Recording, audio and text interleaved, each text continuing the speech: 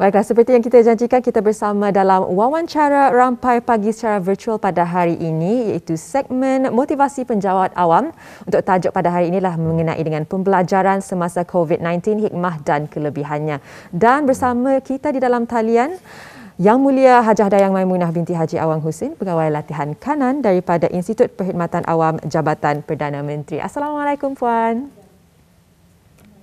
Waalaikumsalam warahmatullahi wabarakatuh. Apa khabar Puan hari ini? Sehat? Alhamdulillah, syukur semua sihat. Mana khabar Dini dan Hani? Syukur Alhamdulillah, dan sihat. kami daripada keluarga Rampai Pagi mengucapkan terima kasih Puan kerana sudi untuk diwawancara dan juga mengucapkan selamat menyambut bulan Ramadan Puan. Selamat berpuasa Puan. Selamat berpuasa juga dari saya. Untuk tidak melengahkan masa lagi Puan, apa kata kita terus saja Puan untuk sesi wawancara kita untuk hari ini Puan.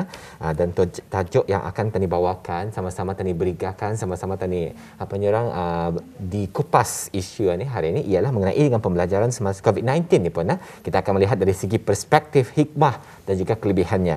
Jadi untuk mukadimah Puan, bagi stok Rampai Pagi hari ini Puan, apakah sebenarnya peranan, mungkin kita boleh terangkan peranan yang dimainkan oleh Institut Perkhidmatan Awam dalam memastikan keperluan pembelajaran ini berterusan, khususnya bagi warga perkhidmatan awam. Silakan Puan.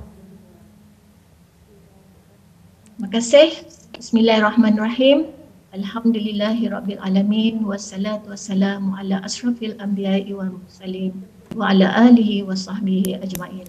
Rabbi shrahli sadri wa yassirli amri wahlul 'uqdatam min lisani yafqahul qawli. Allahumma salli ala Sayyidina Muhammad, Allahumma salli ala Sayyidina Muhammad, Allahumma salli ala Sayyidina wa maulana Muhammad. Seyogia untuk memperingati ini juga, Ani, kru yang bertugas, para penonton yang dirahmati Allah dan termasuk pada diri saya sendiri. Doa tidak terangkat tanpa disertai selawat. Hebat kan keistimewaan di bulan Ramadan yang penuh rahmat. Petani dapat meraih 70 kali ganda pahala untuk terus istiqamah berselawat.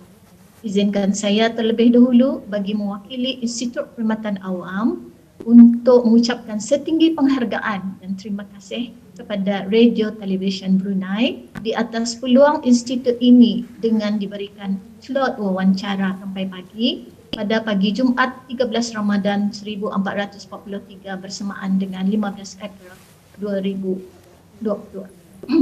Para penonton yang dihormati sekalian, berbalik kepada soalan yang diajukan Deni tadi, sebentar tadi, peranan Institut Perkhidmatan Awam dalam memastikan keperluan pembelajaran berterusan. Seperti yang dimaklumi, Institut Perkhidmatan Awam adalah agensi yang dipertanggungjawabkan dalam mengendalikan program-program pembelajaran menerusi kursus dan latihan yang tertentu yang menjurus kepada memudah cara organisasi dan warga perkhidmatan awam dari segi aspek pembangunan keupayaan organisasi termasuk pengukuhan kompetensi sumber manusia perkhidmatan awam. Untuk makluman bersama, program-program pembelajaran yang ditawarkan adalah berbentuk pembangunan kompetensi termasuk kemahiran sepanjang hayat yang menjurus kepada meningkatkan kualiti sistem penyampaian perkhidmatan awam selaras dengan ekspektasi serta keperluan untuk memperlengkapkan kompetensi sumber manusia. Dalam hubungan ini, Deni dan Hani, Institut Perkhidmatan Awam juga turut menyediakan seperti bengkel, top series sebagai kaedah pembelajaran untuk meningkatkan awareness dan perkongsian pengetahuan berkelompok. Ke arah itu, hari mustahaknya pihak IPA untuk merancang menyusun program-program latihan kepada permintaan bagi mengatasi. Kita ni pun sudah maklum mesti ada jurang kompetensi yang telah dikenal pasti.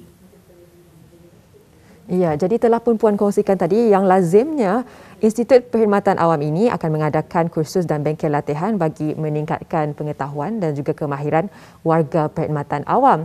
Jadi Puan, bagaimana, apakah strategi Institut Perkhidmatan Awam dalam melaksanakan keperluan pembelajaran bagi warga perkhidmatan awam ini Puan?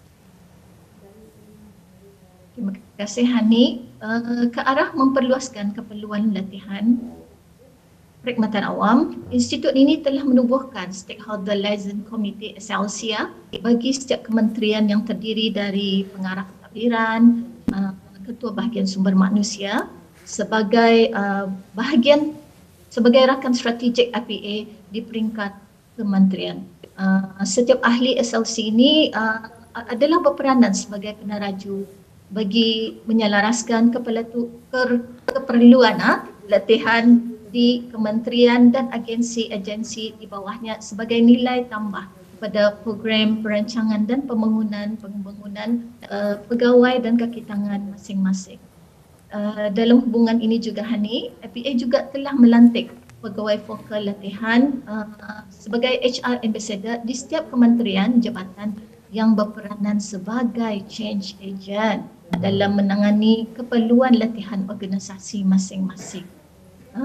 Ke arah memudah cara semua pihak, IPA juga menyediakan online platform menerusi laman sesawang IPA termasuk social media,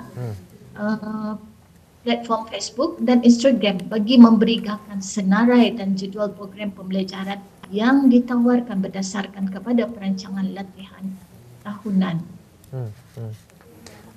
Puan, terima kasih di atas penerangan yang Puan berikan. Dan tadi Puan ada mengongsikan mengenai dengan cara-cara yang digunakan, medium yang digunakan oleh pihak Institut Perkhidmatan Awam dalam memberikan informasi ataupun kursus-kursus yang ditawarkan khususnya kepada warga kerja perkhidmatan awam. Puan ada menggunakan social medianya, kita tadi menggunakan IG dan Facebook. Mungkin boleh dikongsikan Puan alamat IG dan juga Facebook Institut Perkhidmatan Awam Puan.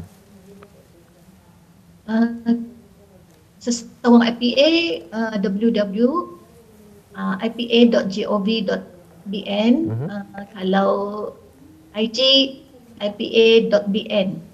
IPA.bn. Okey, dalam penonton itu adalah kalau ada penonton ingin menyaksikan mendapatkan maklumat lebih banyak lagi lebih lanjut mengenai dengan kursus-kursus khasnya yang dianjurkan oleh IPA. Jadi soalan yang berikutnya pun berbalik kepada tajuk hari ini. Tadi melihat dari segi hikmah dan kelebihan pembelajaran semasa COVID-19. Kalau kita melihat dari segi pada mula-mulanya sekali dari segi retrospektifnya, permulaan negara kita ni dan seluruh dunia global dilanda oleh pandemik COVID-19 ni Puan.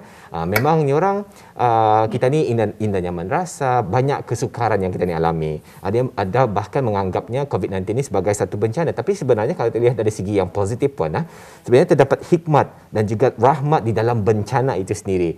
Asalkan kita mengubah persepsi kita ni melihat daripada yang negatif ke yang positif, sesi yang positif. Mungkin itu boleh dikaitkan dengan soalan saya seterusnya Puan.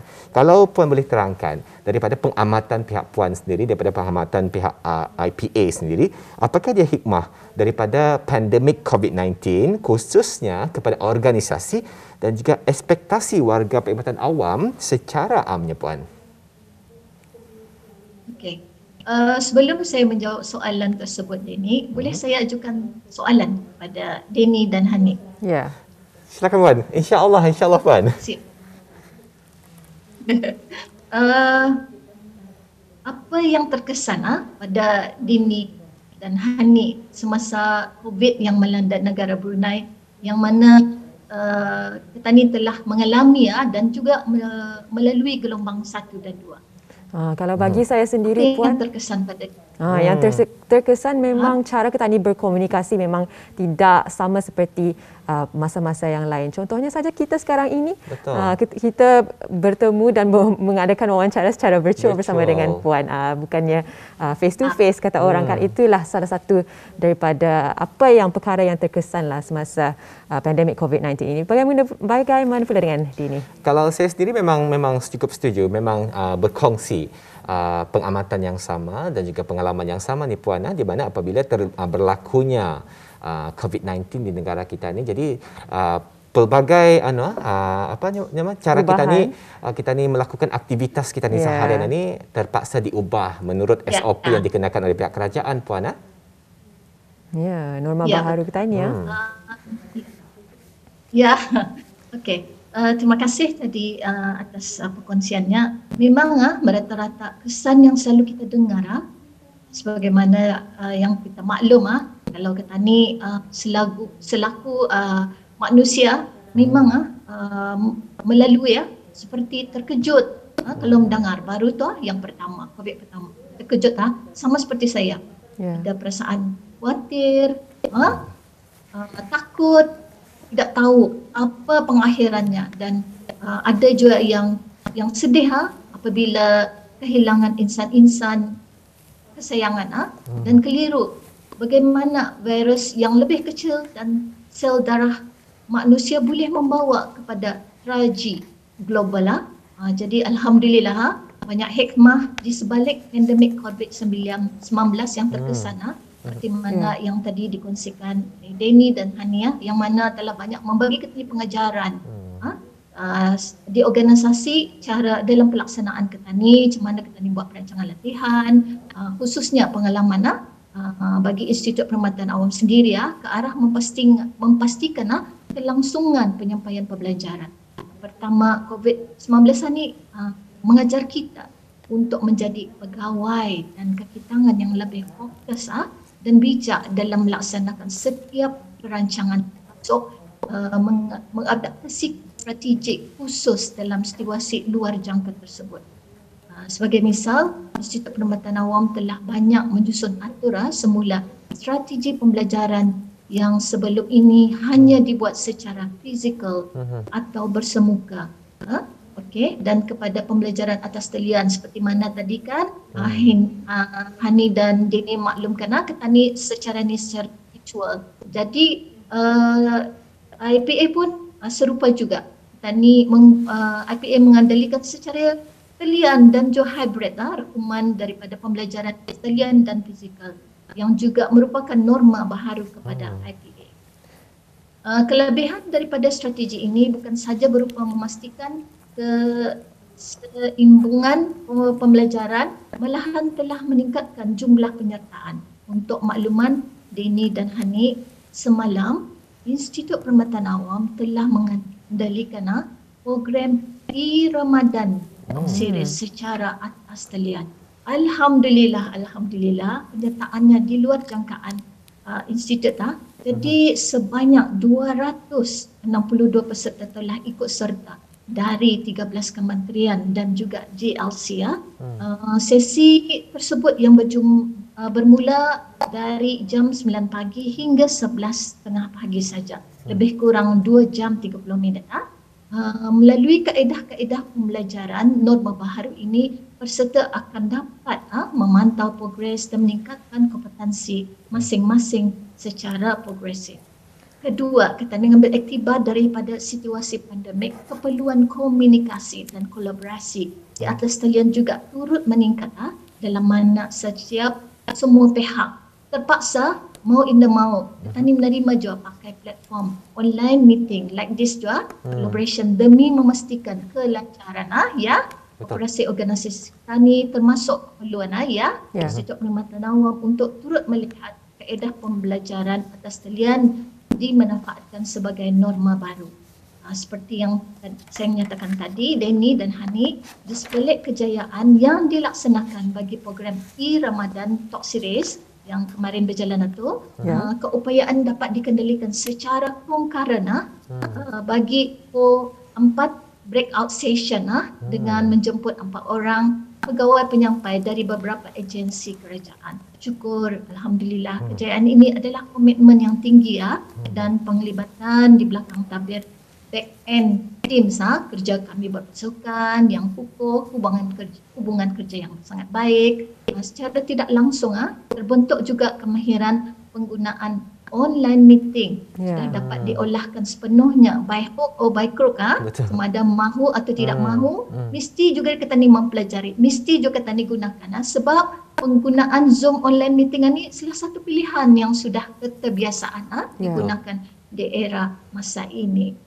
Jadi APA juga telah mengendalikan beberapa program latihan secara talian bagi warga perkhidmatan awam dengan mengambil kira kesediaan persarana yang sedia ada. Jadi sebagai langkah ke depan, APA telah mengendalikan beberapa kali webinar secara percuma atas talian secara kolaborasi dengan universiti di luar negara seperti Harvard Kennedy School, Henley's Business School di UK dan Cornell. Dan juga IPA berusaha untuk meningkatkan lagi pasaran dan latihan dengan memanfaatkan apps dukungan online learning platform untuk petani berinteraksi. Jadi kaedah ini dapat membantu memerlukan petani untuk transformasi minda serta tingkah laku positif petani di kalangan warga perkhidmatan awam yang menekankan kepentingan disiplin diri, memastikan hati ketanian itu, jiwa ketanian itu sentiasa bersih, suci dan ikhlas semampunya kita lakukan. Di samping tadi menanamkan semangat berdaya maju melalui keterbukaan untuk memanfaatkan pengetahuan teknologi bagi mengukuhkan budaya kerja berpasukan yang menjurus kepada meningkatkan kualiti sistem penyampaian perkhidmatan awam secara keseluruhannya. Begitu menarik tadi apa yang Puan sampaikan dan saya amat tertarik dengan kata kunci yang disampaikan oleh Puan tadi mengenai dengan adaptasi. Memang pelbagai adaptasi yang harus dipelajari oleh warga-warga perkhidmatan awam dan di antaranya secara tidak langsung mereka memang belajar kemahiran menggunakan teknologi, contohnya saja dengan Google Meet dan sebagainya dan memang tidak mengurangkan ataupun tidak melimit mereka untuk mengadakan aktiviti-aktiviti teamwork kata orang, aktiviti-aktiviti bersama dengan breakout room dan sebagainya Puan ya. Jadi mungkin boleh dikongsikan tadi, memang sudah Puan kongsikan secara terperinci mengenai dengan hikmah dan juga kelebihannya dan mungkin secara akhirnya ni Puan sebagai penutup mengenai dengan kelebihan yang diperolehi dari perubahan kaedah pembelajaran bagi warga perkhidmatan awam.